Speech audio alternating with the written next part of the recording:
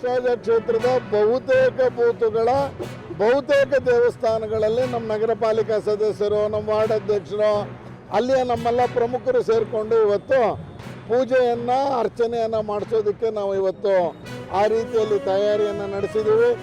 ಈ ರೀತಿಯಲ್ಲಿ ಜಗತ್ತೇ ಕೊಂಡಾಡ್ತಿರುವಂಥ ನೆಹರು ಅವರ ನಂತರದ ಇವತ್ತು ಅವರ ದಾಖಲೆಯನ್ನು ಮುರಿದಿರುವಂಥ ಮೋದಿಯವರ ಇವತ್ತು ವಿಜಯ ಯಾತ್ರೆಯ ನಾವು ಈಗ ಶುರುವನ್ನು ಮಾಡ್ತಾ ಇದ್ದೀವಿ. ಪುಣಾದಲ್ಲಿ ನಾವು ಆಸ್ಪತ್ರೆಯನ್ನು ನಡೆಸ್ತಾ ಇದ್ದೇವೆ.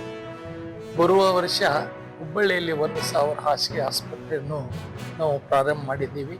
ಈಗಾಗಲೇ ಕಾರ್ಯರೂಪದಲ್ಲಿ ಬಂದದ. ಅದರ ಜೊತೆಗೆ ಅಲ್ಲಿ ಸುತ್ತಮುತ್ತ ಸುಮಾರು ಶಿಗ್ಗಾಂವ್ ಇರ್ಬೋದು, ಬೇರೆ ಬೇರೆ ತಾಲೂಕಾ ಪ್ಲೇಸ್ದಲ್ಲಿ ನಾವು ಸೆಟಲೈಟ್ ಹಾಸ್ಪಿಟಲ್ಗಳನ್ನು ಪ್ರಾರಂಭ ಮಾಡಿದ್ದೀವಿ. ಇನ್ನೂ ಮಾಡಲಿಕ್ಕೆ ಯೋಜನೆಗಳನ್ನು ಹಾಕಿದ್ದೀವಿ.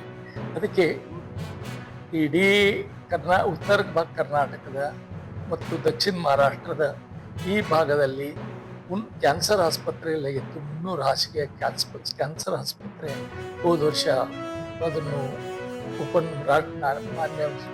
ಮಾನ್ಯ ರಾಷ್ಟ್ರಪತಿಗಳು ಬಂದು ಉದ್ಘಾಟನೆ ಮಾಡಿದ್ದು.